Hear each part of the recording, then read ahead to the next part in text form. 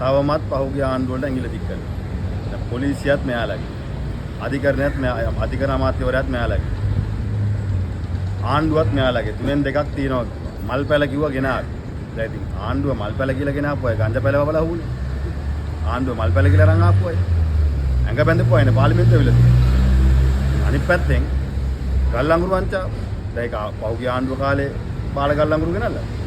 ගල්අඟුරු බාලා ගල්අඟුරු ගෙනල්ලා ආණ්ඩුවට කෝටි ගණන් පාඩු කරේ මේ ආණ්ඩුව. දැන් වරාය කුන්තු කන්ටේනර් 323 පැන්නුවේ ගිය ආණ්ඩුවේ. මේ ආණ්ඩුව. අර කුඩු කන්ටේනර් දෙක. අර නූරෙලි අයිස් ෆැක්ටරියක් උත් තියනවා කියලා කිව්වේ. දැන් ඒ කුඩු කන්ටේනර් දෙක වරායෙන් එළියට දැම්මේ පහුගිය ආණ්ඩුවේ. අර කැබ් 1700ක් ගියේ පහුගිය ආණ්ඩුවේ. හෙලිකොප්ටර් දෙකකින් යන්නේ නැහැ. බස් එක යනවා කියලා ආපු අය. කොහොම ආණ්ඩුවේ. ඒ හින්දා තව දුරටත් මේ ආණ්ඩුව පහුගිය ආණ්ඩුව වලට ඇඟිල්ල දික් කරන කාරණය වළංගු වෙන්නේ නැහැ. ඒක වළංගු නැහැ. ඒක සාධාරණත් නැහැ. ඒක සාධාරණයක් ඒක අසාධාරණයක් තමයි ඡන්දේ දීපු අර අවුරුදු ගාණක් ජේපී ආණ්ඩුවක් වෙනකම් බලන් හිටපුවාට කණ්ඩ ගැහුවාගේ වැඩක්. ඒ හින්දා අපි මෙයාට කියන්නේ කරුණාකරලා දැන් ඔය විහිළුව නවත්තන්න. මේ ආණ්ඩුව පැහැදිලිවම සංවිධානාත්මක අපරාධකාරයෝ පෝෂණය කරනවා. ඒ හින්දා තමයි අධිකරණයේ අස්සට ඇවිල්ලා වෙඩි තියන්න පුළුවන් උනේ.